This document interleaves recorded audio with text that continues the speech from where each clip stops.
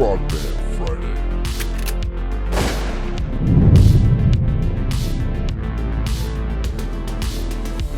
Yeah, boy.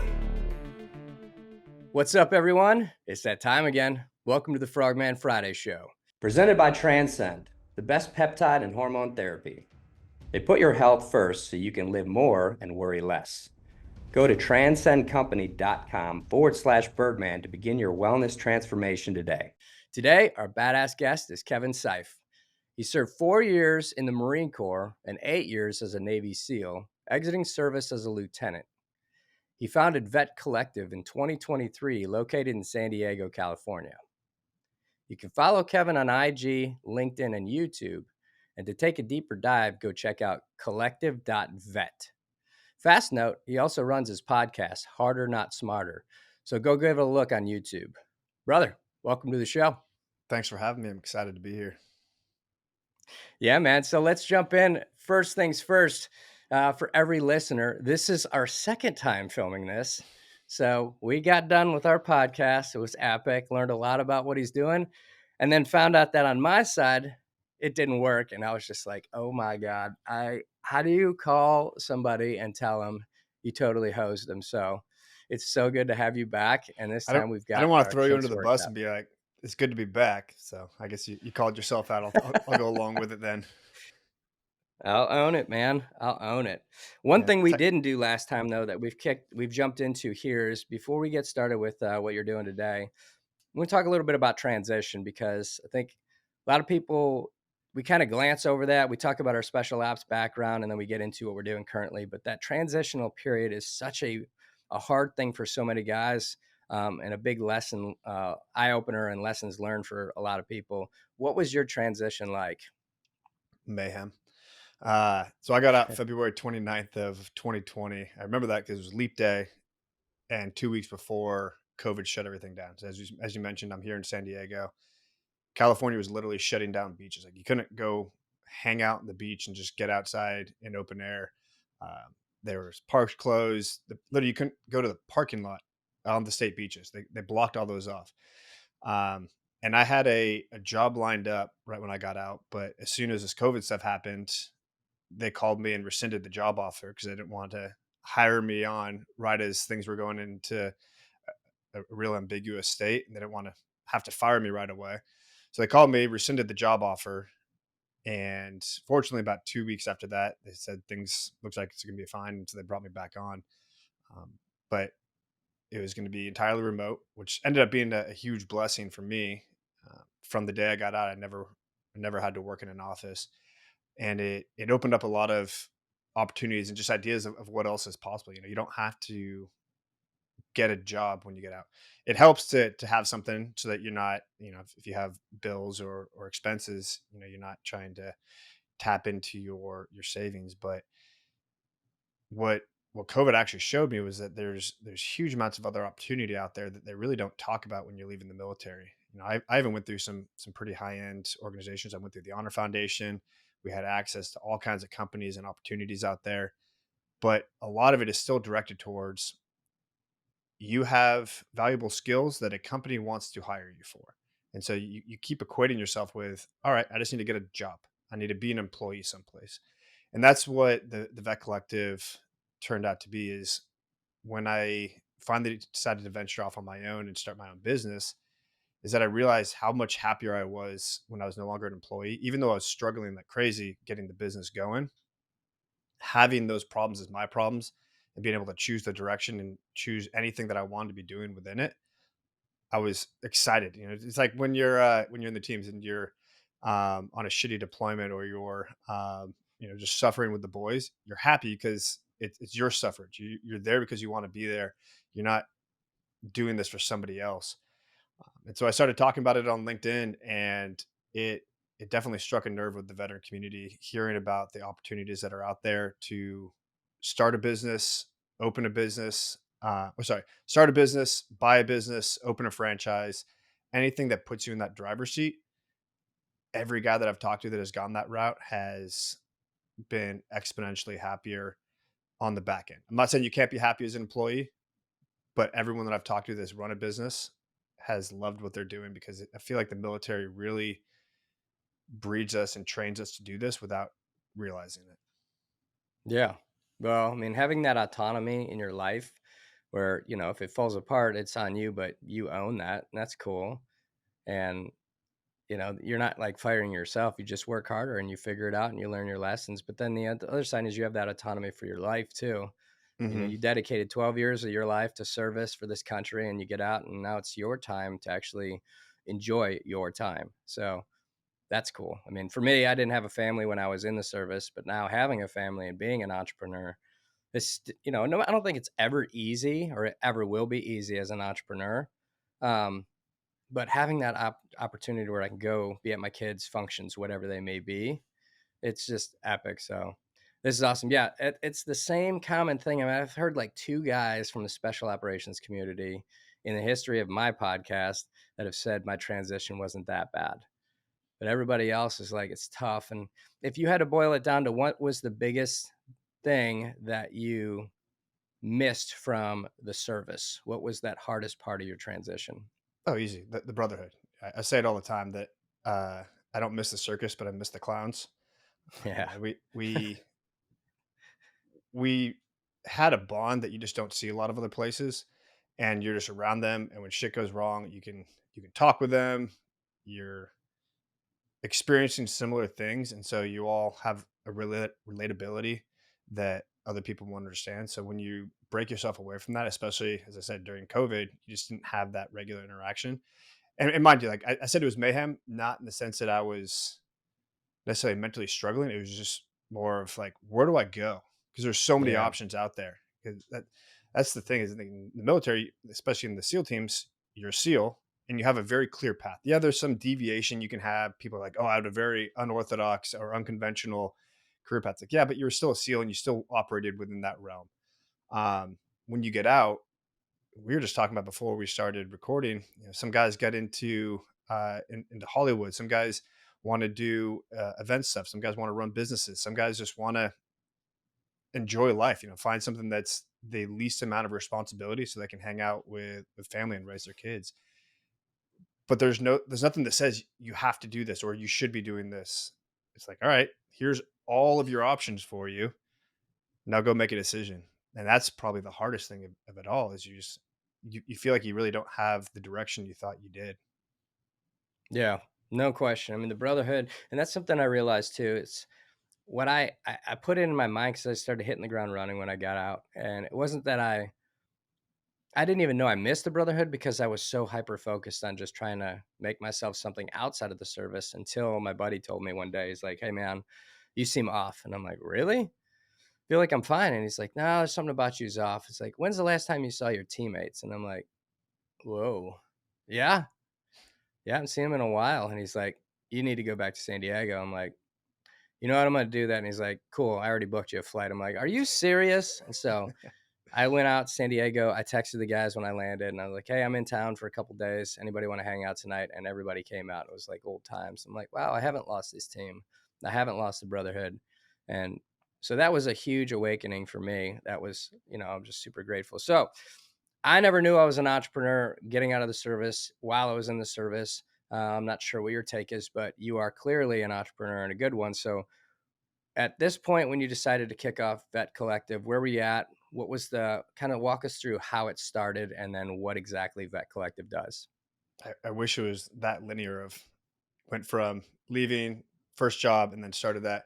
I had a really windy path to get here, and you had to go into it with the mindset of you're not on a defined path and you can take advantage of opportunities that come up.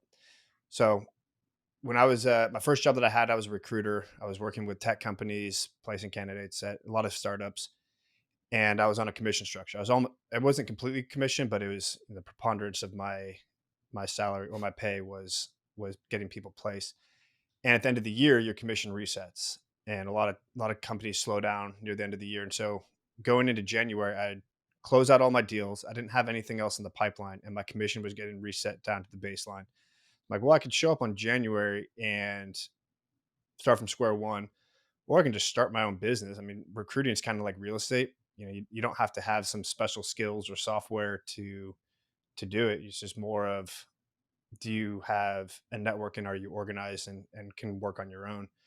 And so I made the weird decision. I think I'd never been an entrepreneur. I never had a desire to open my own business. I didn't think it was something that I wanted to get into. But on a whim, because it was just my wife and I, we didn't have much in the way of expenses, so I had the ability to take bigger risks. I decided to go out there and start my own business and make it happen. So in the span of a week, I applied for DBA, doing business as name. Um, I got a free Gmail account, flintlocksolutions at gmail.com. Um, I used Excel as my CRM, and then I've had my one software platform, which was like $7,000 for the year. So my total overhead expense was less than 10K for my business, and I was like, cool. This is, oh, and I went on Google and PowerPoint and made my logo. So you don't have to have thousands and thousands of dollars to start a business. You can just make something happen, make it up as you go. Obviously, I refined it as I went along, but I started my own recruiting agency in the span of a week and did that for about 3 years. I shut it down recently because I realized that recruiting really wasn't something I wanted to do long term, but it was my segue into entrepreneurship to see how it's done with minimal risk. I didn't have to buy equipment. I didn't have to have manufacturing and storage and shipping and all those other things. It was just a service. And so the risk was really low, and I learned about it in a way that allowed me to make money while doing it. So it was just an on the job training situation. Through that, I started talking to other people about running my business, and they were really interested in how I did it.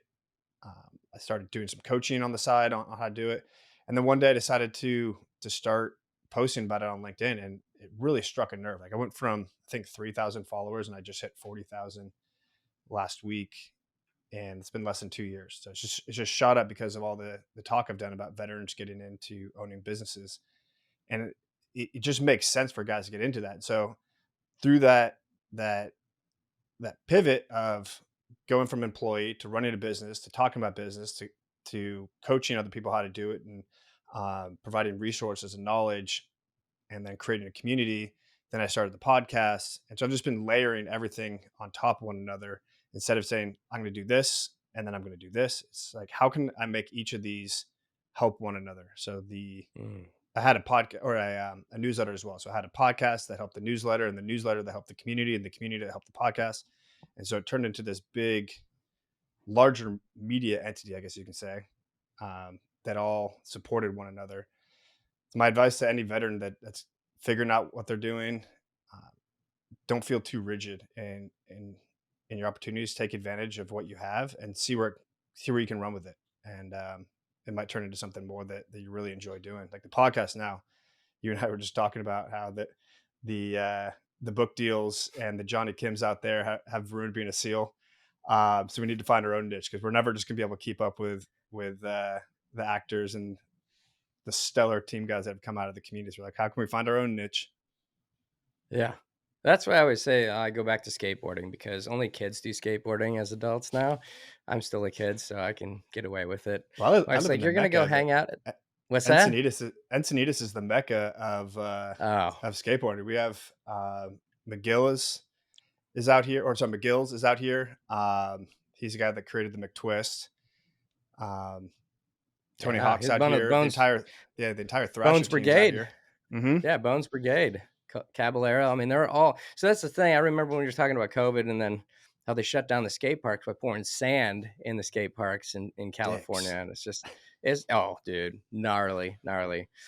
Um, what's interesting though is, I think there's a degree of people who want to be entrepreneurs, and then there's a degree of people who are born to be them. And what you just said about going out there and creating all of this from really scratch and just utilizing tools that are out there, that openness and willingness to know that you don't know much, but to go search.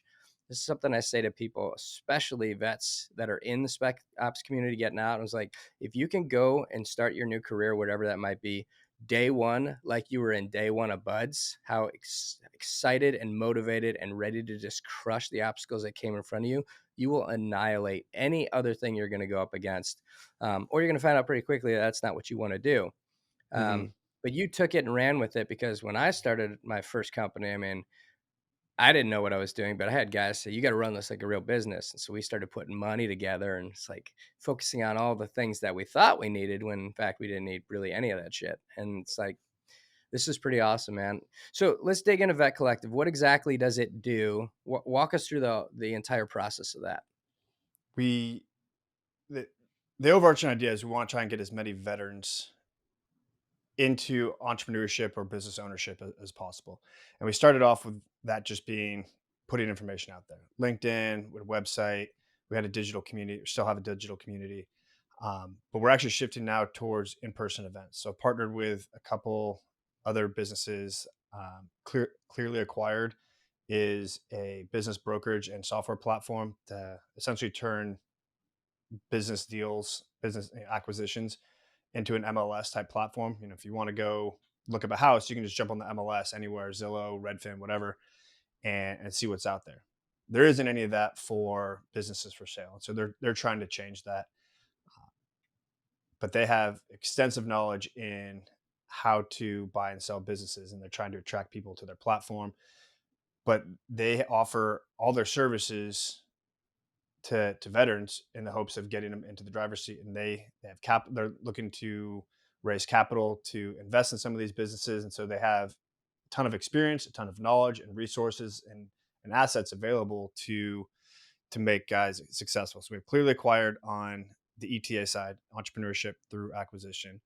And then on the franchise side, we have Tom Scarda with the Franchise Academy, and he's partnered with VetFran, so Veteran Franchise, which is an organization that has already gone through and vetted some of the top franchises out there. That's like 4,000 franchises. And the only barrier to entry to becoming a franchise is putting in the paperwork and the structuring of the corporation. Not all of them are created equal. Not all of them are great to work for. Not all of them have great products and customer bases and all that. And so what they've done is gone through and found the best ones. And mind you, not all franchises are McDonald's and Wendy's and stuff like that. That's like 20% of franchises out there. Some of the most successful and lucrative ones have nothing to do with food. Think of like home service stuff. You have Serve Pro when you get flood and fire damage, roofing companies, paving companies, landscaping companies. All of those have franchises available to them. And in the current market, home service stuff is really paying a lot of people, or making a lot of millionaires out of people, because there's very little saturation in the market. Most people just want to get into the tech space or be influencers like you and I creating podcasts. They don't actually want to work. Um, so if you're able to get one of these, there's huge amounts of money and very little competition. So Tom Scarter runs his franchise academy. He has a list of franchises that they're already going to recommend. They can work with you to figure out what type of industry would be good. VetFran also partners with these businesses, because pretty much all of them will either give discounted or free franchise fees to get started, and they have priority lending stuff with the SBA to get money for financing what money is going to be going into it. And both the Franchise Academy and Clearly Acquired have great relationships with SBA lenders. They have other avenues to attract capital. And so the biggest question I get is, how do I get the money to start a business or buy a Mm. business? And these guys have the answers for it, which is why we decided to partner with them. And then there's obviously the traditional entrepreneurship route, which is, I have an idea and I'm going to turn it into something. It's the most challenging of all of them, because you have no product market fit. You don't have a clear defined product or service. You have to structure everything, but you also have the most freedom of movement, because there's nothing there. So you can create whatever you want. And that's really what the Vet Collective is we want to be able to educate and provide resources to veterans that are interested in this area. Some of them might not know they want to be entrepreneurs or business owners, and this is a way for them to learn about it. We're not like Warrior Rising or one of those where it's a nonprofit. We are a for-profit company. We do make money through getting people placed and educating them. But we've found that the people who are willing to invest in their own education and growth have been the most successful anyway. I'm sure you've seen plenty of veterans, team guys or otherwise, that if something's for free, you don't value it as much, which is why we Right. went the for-profit route. And then Good for with that, you. we have our first in-person event coming early 2025. Probably gonna be at the end of January, but it might have to get pushed to February. It's gonna be here in San Diego at the Honor Foundation campus in Sorrento Valley. They have a beautiful facility. If you haven't ever seen it, um, they're letting us use it to bring in both Tom Scarda and Samson Jagoras from Clearly Acquired.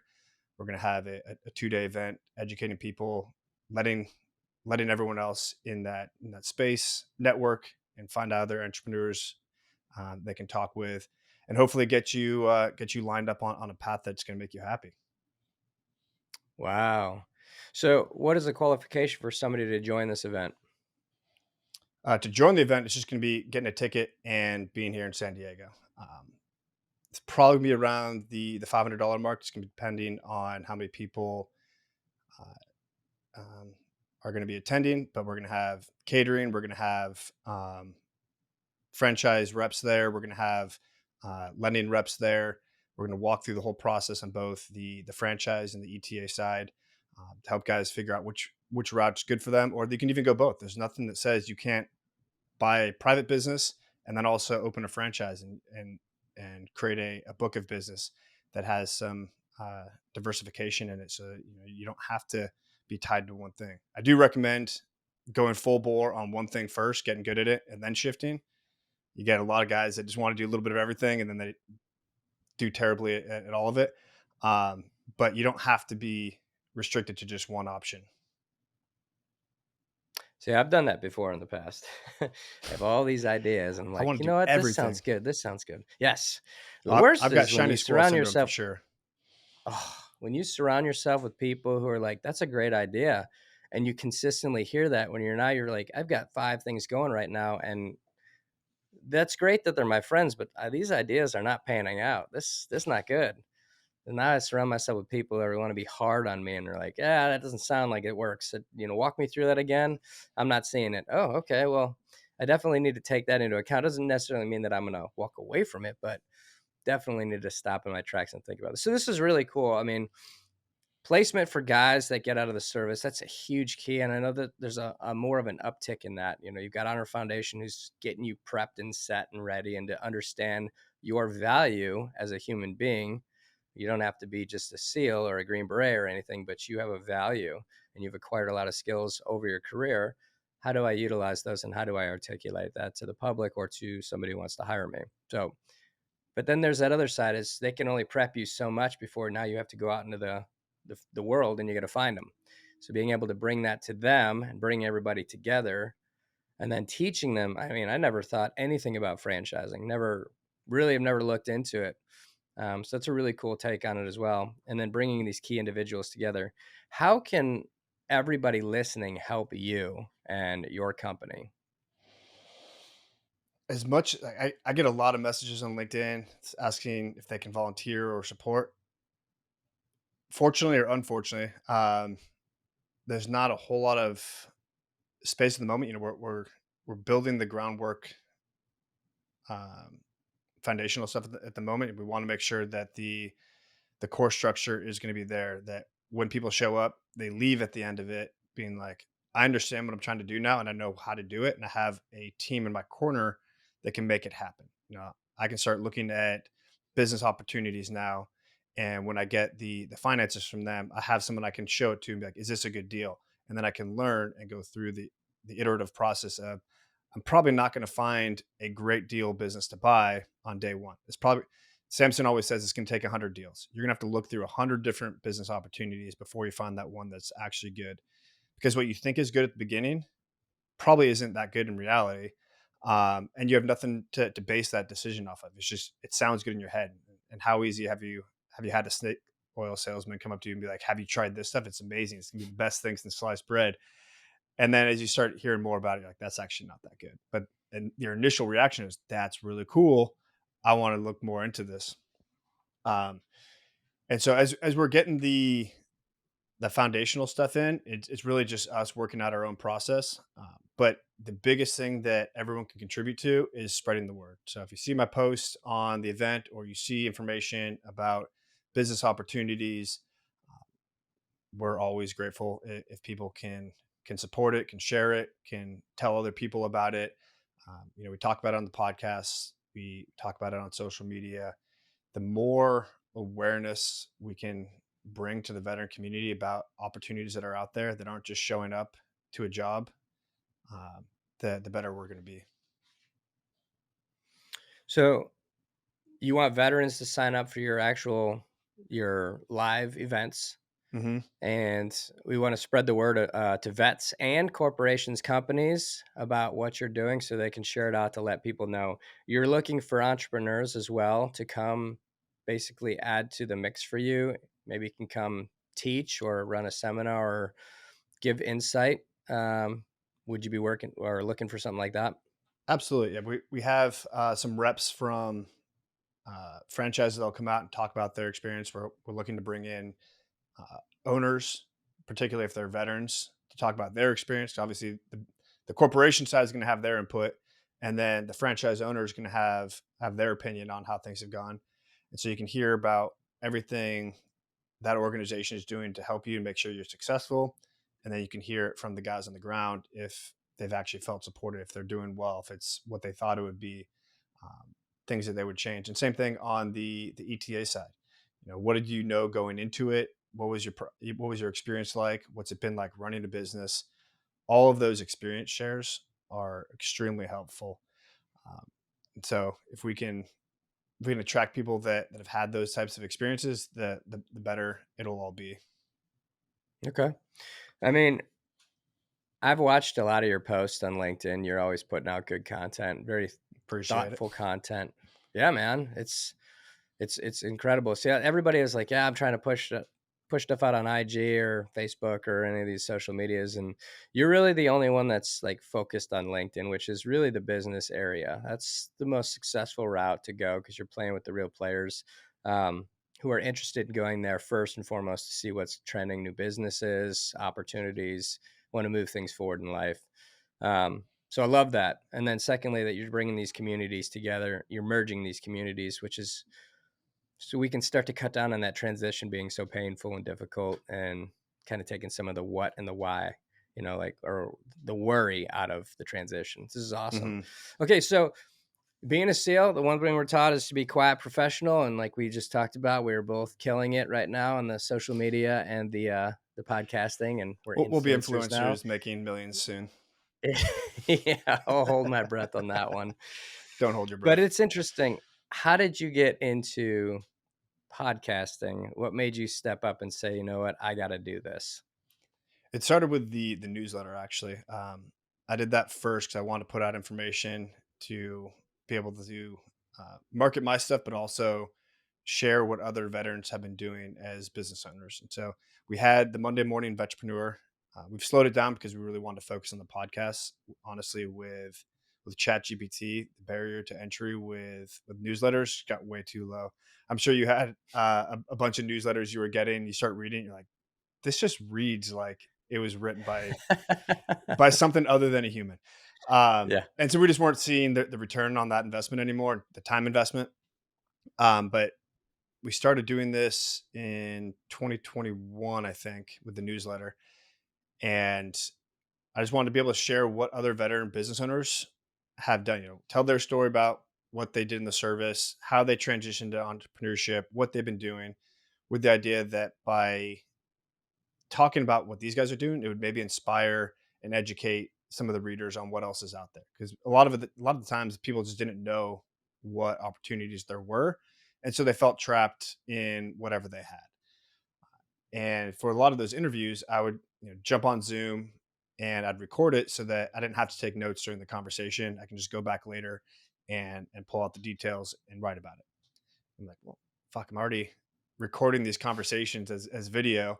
I might as well have a little bit more fun with it and share the raw footage. And so I started asking people if they'd be okay with me just sharing the uh, the conversation itself, and then also doing the newsletter on the side. And they were all super fun. Brought out fun team guy stories, military stories.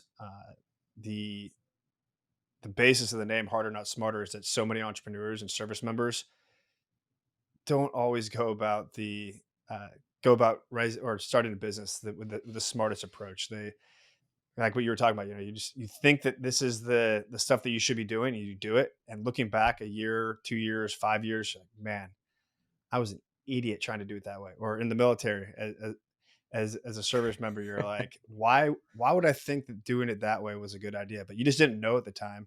And honestly, the best entrepreneurs and some of the most successful military people I've met went through that struggle and learned from it and made them into something better than when they started. So that's how Harder Not Smarter came about. Plus, it was just a funny name that Greg VanDyne, my co-host, and I came up with one day. Um, so we started promoting it as that, and it was fun conversations. People really enjoyed them, and it's been a great opportunity for us to have really interesting conversations. Like we had General Petraeus on. We've had a female Thunderbird pilot. We had an A-10 pilot that was almost shot down over Iraq. We've had a ketamine assisted therapy doctor talk about the ketamine stuff. We've had an author talking about LSD from the book Tripped. I think I've got it around here someplace. Read the book Tripped. It's absolutely hilarious. Just talking about um, Nazi Germany, LSD, the CIA, and how it all kind of came together. The shit that was going on back in the 40s and 50s was insane. Uh, and so we just had a very eclectic group of people on the show. And it gives me that touch point where I get to learn from all of them, have amazing conversations, and share everything with my audience. That's awesome. This is something that I learned when I got out. We were always trained that, we're gunfighters in the SEAL team. So we use our guns. That's our most powerful tool. It's our primary weapon, whatever. You get out and you don't bear that anymore. And you're like, okay, what is my most powerful tool? And over time, you find that your voice is your most powerful weapon. And if you can hone that skill set and you can articulate and you do the due diligence, then you can actually make change. And so that was a big thing for me to learn, is being able to, because that's really why I started this. Was I see so many guys getting out of the service and just they're struggling. And so the Hmm. idea for this one is make it a PSA. Let's push out what you're doing to everybody that I know, because I've been out longer than most guys in our area or our time frame. And so I've acquired a lot of people. Let me send this to them and let's get them to meet you and either invest in you or potentially set you up for success to sell your company or buy your company, or just come into your life as a mentor because they found it fascinating what you had to say. Everybody thinks it's cool that we're in special operations, but what's really cool is how you can turn it on afterwards and create something from nothing and make it amazing. So, and it's fun. I get to hang out with guys like you every week and shoot the shit. And sometimes when I serve with them, they tell me stories that I wanted to forget and should have forgotten, and they come back full circle. But you know, it is being able to get this word out where we're seeing guys connect with other businesses, guys connect with old team guys. So I commend you, man. It's awesome. Not a lot of guys are stepping up to do all this stuff, especially for greater good, because this is what you're doing, man. It's not just a business, man. You've got service related business. You're helping people, offering your services. And I think that's badass, man, I because appreciate it. Yeah, that's the fruit. it's been super fulfilling for me. Like I never thought I'd be getting into business brokerage essentially. As I said earlier, I didn't have any aspirations in the teams or immediately after the teams to be a business owner. I thought guys just got out and worked for startups as the chief operating officer or some operations role, and I quickly learned that was not what I wanted. Uh, and so now this is my attempt to tell people there isn't there isn't some specific path you're supposed to follow. Every team guy is very different, even though we're all like 5'10", 175, 185 pounds, white dudes. Uh, yeah, we all have very different personalities and interests and aspirations and desires and goals. We're all very unique people. And so just because something is working for somebody else doesn't mean it is a path that you need to follow. The, the more different experiences I can bring to the table, and same thing with what you're doing, the more we're going to help the community find something and really stem this flood of lack of purpose as guys are getting out, especially as the war's winding down. The the reason we even went to war is getting brought up as questionable, and so guys are floundering a lot. You know, they're like, I get asked a lot, would I want to go back? Do I miss the teams? I miss what the teams were 10 years Mhm. ago, but you can't go back to that now. Like the wars are different, the environment's different. I'm older, my interests are different. Like there is no making the decision to go back to the teams now. And so recognizing that and moving forward, and also offering a segue for everyone else to jump onto, I think will help a lot of guys in the long run. Absolutely. Well, I only have one requirement to be on my show. You had to be, well, it's two. Former special operator or fighter pilot, and you can't wear skinny jeans. Those are my two requirements. So I shouldn't So, stand up right now and show my skinny jeans. oh man, I No, knew it. I knew I'm, it. I got Viore shorts on, man. I'm in Encinitas. Solid. Do you hear that Well, they're now valued at $5.5 billion? are Little you clothing company. serious? Yeah, they just got like another $800 million investment injection. This is the business I side of me just talking. heard about them actually for the first time. So, Dude, their stuff yeah, is so comfortable. all the women at my kids' school, they apparently wear this stuff, and It's the new I had no Lululemon, clue. except it's I easier had to no say. clue. I really had no idea. And they're like, "Oh, this is the good stuff," and I'm like, "Cool." I mean, I make my shirts, right? I my sponsors, and then I make our charity shirts. And wife's like, "You need to get a wardrobe," but that's neither here nor there. So, anyway, well, the this is it's always cool to see this entrepreneurial side. This is what I really aim for with this podcast, is to share your stuff. So is there anything that we haven't touched on today that you want to tell people? What do we need to leave with? What do we need to know? The the thing I tell guys constantly is, and I think I touched on this a little bit, be flexible in your departure from the military. Uh, don't go into it thinking I know exactly what I'm going to be doing. I've got this great job lined up. For a variety of reasons, it's probably not going to work out. I think it's over 70% of guys will leave their first job within a year, and that's because the environment is so different from the military. Like you can leave a job, you can't leave a job in the military, really. You know, you get orders, you're going to be there for 2 to 3 years, and you're going to want to perform well because hopefully you get a good deal after that. And on the civilian side, in the private sector, if your job is not lining up with what you want, you can leave, and there's no one Yeah. that's going to say you can't do that. And then your priorities might shift, or you didn't realize what your priorities were. You know, a lot of guys will chase that dollar sign. They'll get into that consulting gig that's paying them 300K a year, only to realize that they're gone Monday through Friday, traveling, living out of a hotel room, eating at TGI Fridays with whatever business they're offering consulting services for. You never seen your kids, you're eating like shit, you're not working out, and you're just not going to be happy. But hey, you have a big bank account. And so as guys realize that that's actually not what they wanted, maybe they, for me, it's living where I want to live with people I enjoy being around. Like that is everything. So here in San Diego, up in North County, that makes me happy. And I've been building my life around that. But some people they don't care where they live. They want to have a job that's meaningful. They have people that they work with that they enjoy. So finding what your priorities actually are, having that hard conversation.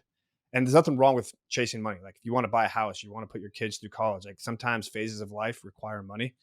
Um, but be flexible and know that your priorities change, and to actually have an honest conversation about what those priorities are. I think you'll be a lot happier on the back end uh, than the mystique of some cool job that you think is going to make you happy after. It's good advice, man. It's great advice. We'll close this out with a story that nobody would know. I always ask everybody if you want to share a story that either somebody who was a mentor to you in the service or somebody who did something heroic, that the story's not public, and the viewers could hear, and something that we don't know. Man, put me on the spot. Yeah. I do have to give a shout out to my buddy Rob Mawson, former Warrant Officer 5 in the Marine Corps. I mean, that guy, he looks like Shrek. His joke is that he could eat corn on the cob through a chain link fence because his teeth are just so fucked up. But he was a warrant officer in my first unit in the Marine Corps, and we became good friends. And that guy lived the embodiment of choosing your own path and making things happen. He was a wire Marine, so think of like World War II guys running across the battlefield with the spool of wire on the back to connect telephone lines.